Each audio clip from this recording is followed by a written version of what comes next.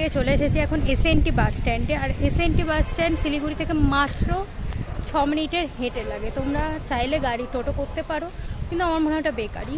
কী দরকার 6 মিনিট হেঁটে এখানে চলে আসো। শিলিগুড়ি স্টেশন থেকে পার হবে, জাস্ট পার হয়েই কিন্তু তোমরা পেয়ে যাবে এসএনটি বাস স্ট্যান্ড। এখানে বাস স্ট্যান্ডে ক্যান্টিনও রয়েছে, এখানে এসেও খেতে পারো, অথবা তোমরা কিন্তু চাইলে শিলিগুড়ির ওখান থেকেও মাত্র 30 টাকায় পেয়ে যাবে।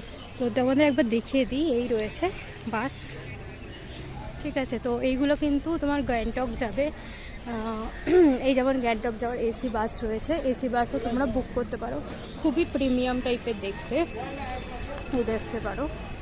পেলিংয়ের বাস এখনও পর্যন্ত দেয়নি, আমরা যেহেতু পেলিং যাব তো তোমাদের পেলিংয়ের বাসটাও দেখাবো। আর এই রয়েছে এসএনটি বুকিং অফিস শিলিগুড়ি।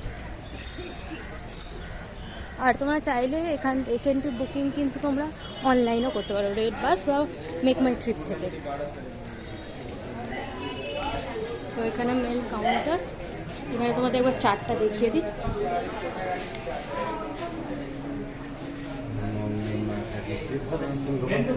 সমস্ত রকম কিন্তু গাড়ি তোমরা দেখো, সমস্ত জায়গার কিন্তু এখানে গাড়ি রয়েছে। তোমরা একটু চাইলে স্ক্রিনশট নিয়ে নিতে পারো। এসি ডিউলাক্স বাসের কিরম দাম আছে সব কিছুই রয়েছে, গ্যাংটকের বাস রয়েছে।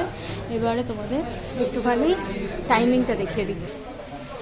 এই রয়েছে বাসের টাইমিং, তোমরা দেখতে পাবে পেলিংয়ের বাস 10:30টায় রয়েছে, 225 টাকা। আর যদি তোমরা রেড বাস বা মেক মাই ট্রিপ থেকে বুক করো সেক্ষেত্রে তো জানো জিএসটি আলাদা করে কাটে, তো সেটা একটা পড়বে, তো সেটাও তোমরা করতে পারো। আমার মনে হয় অনলাইন কেটে নেওয়াটাই বেটার, রিস্ক নিয়ে লাভ নেই। 10:30টায় যেহেতু তোমরা যদি শিলিগুড়ি না হয়ে আসো, অন্য ট্রেন হয়ে আসো, সেক্ষেত্রে তোমরা 10:30টা ঢুকতে অনেকটাই লেট হয়ে যেতে পারে। তার জন্য আমার মনে হয় অনলাইন বুকিংটাই বেটার। তো আমরা অনলাইনেই আমি মেনলি অনলাইনেই বুক করে নিয়েছি। তো আসুক বাস, তারপর তোমাদের সাথে আবার দেখা হচ্ছে।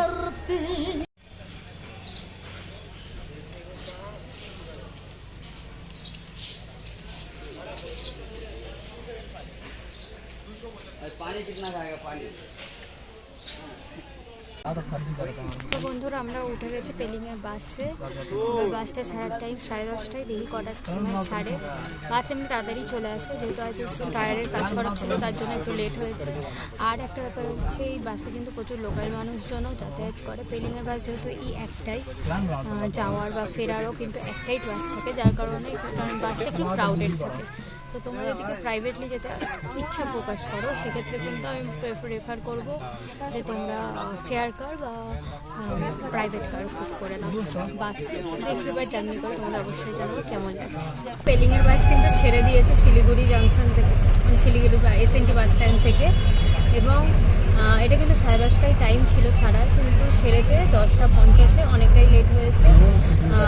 বেসিক্যালি বলতে গেলে এখানে তো অনেক লোকালসরা যায় এবং লোকাল অনেক জিনিসপত্র ক্যারি করা হয়, যার কারণে কিন্তু এই লেটটা হয়ে থাকে। সব দিনেই প্রায় হয়ে থাকে, একটু হলেও তো লেট হয়, এবং বাসেরও ব্যাপার আছে। তো চলো কতক্ষণে যায় এবং কেমন বাসের জার্নিটা থাকে সব তোমাদের সাথে শেয়ার করবো। বেশ কিছুক্ষণ সমতল ভূমির ওপর দিয়ে যাওয়ার পরেই কিন্তু আমাদের বাস কিন্তু পাহাড় চড়তে শুরু করে দিয়েছে, এবং যত কাছে যাচ্ছি ততই কিন্তু সুন্দর লাগছে, এবং উঁচু উঁচু পাহাড়গুলো যেন সামনে চলে আসছে। জাস্ট এক অসাধারণ অনুভূতি।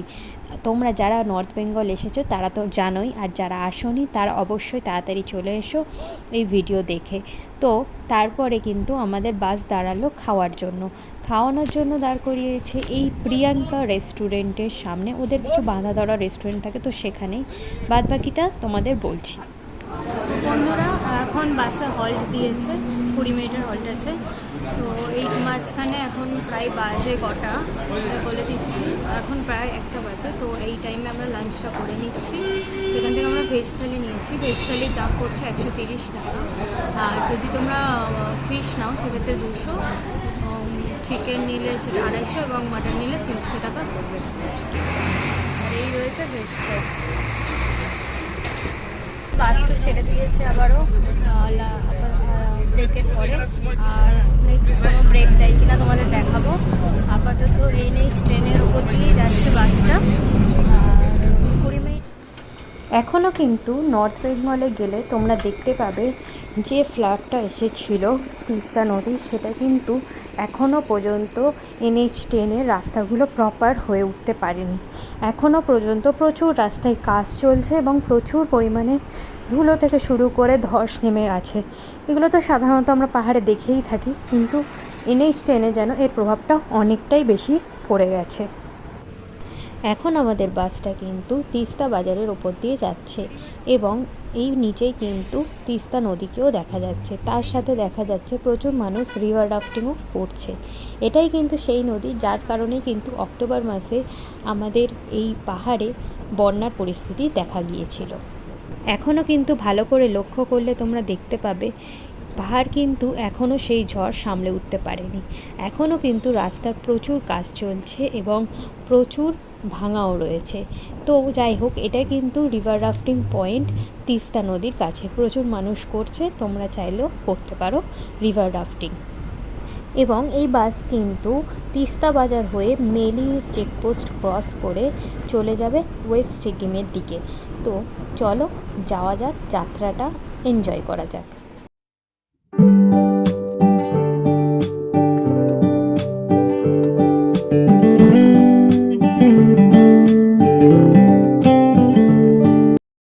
পাহাড়টাকে দেখতে দেখতে কিন্তু চলে এলাম মেলি ব্রিজের কাছে। এই যে ব্রিজটা দেখতে পাচ্ছ, এটাই কিন্তু মেলি ব্রিজ। এটাকেই কিন্তু ক্রস করলে চেকপোস্ট পড়বে, যেখান থেকে কিন্তু আমরা পারমিট পেয়ে যাব ওয়েস্ট সিকিমে যাওয়ার জন্য। তোমরা জাস্ট দেখতে থাকো। এই রয়েছে সেই ব্রিজটা, জাস্ট খুবই সুন্দর লাগছে দুটো পাহাড়ের মাঝখানে। এই দিকটা কিন্তু ওয়েস্ট বেঙ্গল আছে, আর এই যে পাহাড়টায় আমরা এখন যাচ্ছি সেটা কিন্তু সিকিমের পাহাড়। তো সিকিমের পাহাড়ে তো যেতে গেলে পারমিশন লাগবেই। বাসটা চেকপোস্টে কিছুক্ষণ হল্ট করার পর বাস কিন্তু ছেড়ে দিয়েছে পেলিংয়ের উদ্দেশ্যে। তো চলো এগোনো যাক পেলিংয়ের উদ্দেশ্যে। আর এখানে রাস্তাগুলো কিন্তু বেশ ভালো লাগছে, একটু ডিফারেন্ট মতো ভালো লাগছে। আগেরবারে যখন এসেছিলাম আমরা কিন্তু এই ওয়েস্ট সিকিমের রাস্তা ধরেই দার্জিলিং গিয়েছিলাম। তো এখন কিন্তু আমরা যাচ্ছি পেলিং। তো কী কী রুট পড়ে সেটা তোমাদের বলবো। আপাতত আমরা এখন জোরথাংয়ের দিকে যাচ্ছি, আর জোরথাংয়ে কিন্তু SNT বাস স্ট্যান্ডের আরেকটা স্টপেজ আছে। তো এই রাস্তাগুলো কিন্তু দেখে আরও পুরনো স্মৃতিগুলো এখনও মনে পড়ে যাচ্ছে, বেশ ভালো লাগছে। তোমরা দেখতে থাকো আমার সাথে।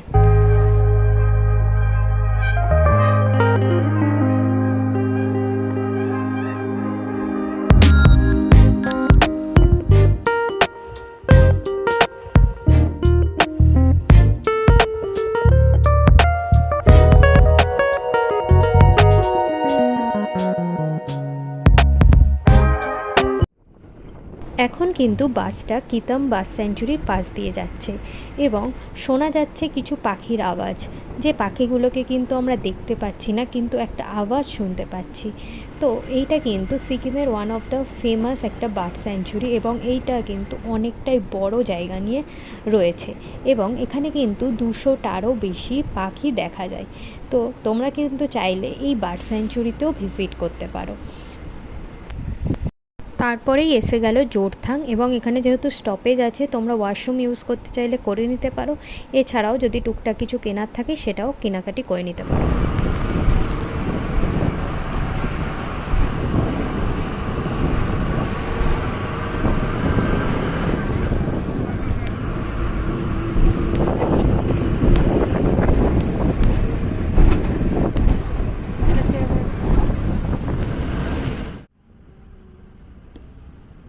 জোরথাংয়ের পর থেকেই কিন্তু রাস্তাটা বেশ খাড়াই হয়ে গেল এবং একটা ইনফরমেশান তোমাদের দিয়ে রাখি, বাসে করে গেলে কিন্তু তোমরা সব সময় একটা প্রপার রুট দিয়ে যেতে পারবে, কারণ বাস তো আর যে কোনো শর্টকাট রুট ইউজ করতে পারে না যেহেতু পাহাড়।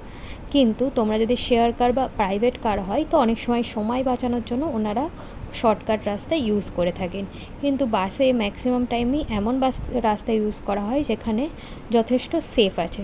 তো যাই হোক, এখন কিন্তু বিকেল হয়ে গেছে এবং দেখতে পাচ্ছ রোদটা খুব সুন্দরভাবে পড়েছে পাহাড়ের বুকে এবং এখানেই কিন্তু আমরা সানসেটটা দেখতে হবে বাসেই, যেহেতু অনেকটাই সময় হয়ে গেছে।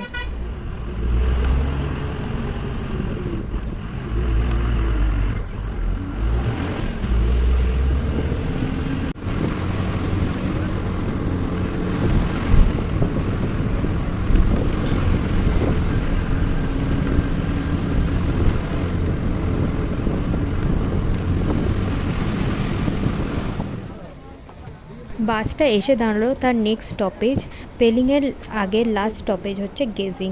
তো গেজিংয়ে বাসটা এখন দাঁড়িয়ে রয়েছে, এরপরে কিছুক্ষণ পর বাসটা ছেড়ে দেবে পেলিংয়ের উদ্দেশ্যে। তো বন্ধুরা দেখতে পাচ্ছ আমরা পেলিংয়ে নেমে গেছি, আর এটাই হচ্ছে এসএনটি বাস স্ট্যান্ড পেলিংয়ের। আর এখানে মানে আমরা নেমেছি কিন্তু এখন কটা বাজে তোমাদের একবার বলে দিচ্ছি, 5টা 24, মানে প্রায় সময় লেগেছে 7 ঘন্টা। 7 ঘন্টা সময় লেগে কিন্তু আমরা পৌঁছেছি তবে পেলিংয়ে। হ্যাঁ, তার মাঝখানে প্রচুর হল্ট পড়েছে, লোকাল মানুষ ছিল, তাদের নামা ওঠা, এছাড়া পাহাড়ি রাস্তায় যেসব প্রবলেম হয় সেগুলো হয়েছে। আলটিমেটলি ভালো হয়েছে, এখানে ঠান্ডা বেশ ভালো আছে। তো তোমাদের সব দেখাতে থাকি, তার আগে হোটেলে গিয়ে চেক ইনটা করি।